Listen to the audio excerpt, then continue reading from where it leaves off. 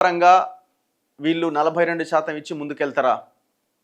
ఎందుకంటే ఇప్పుడు ఏమైనా ఆప్షన్ ఉందా అని మనం చూసుకుంటే రాజ్యాంగ సవరణ చేయడం మినహా అంటే చట్ట సవరణ చేసి 42% రిజర్వేషన్స్ని ఆల్రెడీ మనం 31C కింద పంపాం కాబట్టి గవర్నర్ ఆమోదించి రాష్ట్రపతికి పంపారు. అది కేంద్రం దగ్గర పెండింగ్లో ఉన్నది.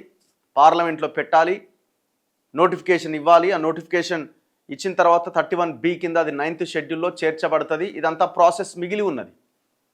సో ఇది జరగాలి అని అంటే ఒక పెద్ద మూమెంటే రావాలి. లేదంటే బీజేపీ తనకు తానుగా అవును పెడదామని పెట్టే అవకాశం అయితే లేదు.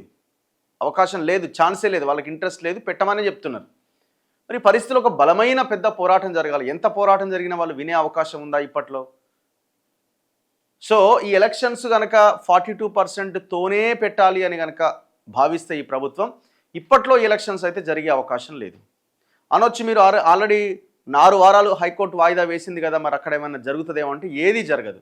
అక్కడ జరగదు, మళ్ళీ సుప్రీంకోర్టుకు వచ్చినా అక్కడ జరగదు. మరి ఇప్పుడు 42% రిజర్వేషన్ని అంటే ఈ ఇచ్చేటువంటి బీసీల రిజర్వేషన్ హైకోర్టు తీర్పు దాకా ఆగాల్సిందే. ఇప్పుడు మేము పార్టీ పరంగా ఇస్తామని కూడా ఇప్పుడు చెప్పలేరు కదా. ఇప్పటికిప్పుడు మేము పార్టీ పరంగా ఇవ్వబోతున్నామని చెప్పలేరు కదా, ఎందుకంటే హైకోర్టులో కేసు పెండింగ్ ఉన్నది. మరి నువ్వేం వాదించిన వాడు అంటారు మళ్ళీ అదొకటి. ఒకవేళ హైకోర్టు అయిపోగానే ఖచ్చితంగా సుప్రీంకోర్టు దాకా పోతుంది. ప్రభుత్వమైన పోవాలి, వ్యతిరేకంగా వస్తే రెడ్డి జాగృతి వస్తే వాళ్ళైనా పోవాల్సి వస్తుంది. ఎవరో ఒకరు మళ్ళీ సుప్రీంకోర్టు దాకా పోవాల్సి వస్తుంది. సో ఈ హైకోర్టు 6 వారాల ప్రాసెస్ ఇంకొక 5 వారాలు ఉంది, అది అయిపోవాలి. సుప్రీంకోర్టుకి వెళ్ళిన తర్వాత అక్కడ ఆర్గ్యుమెంట్స్ అయిపోయి అక్కడ ఒక జడ్జిమెంట్ రావాలి. అల్టిమేట్గా ఇది ఈ జీవో ద్వారా సాధ్యం కాదు అని తెలిసిన తర్వాత మాత్రమే పార్టీ పరంగా మేము ఇస్తున్నామని ముందుకెళ్ళడానికి అవకాశం ఉంటుంది.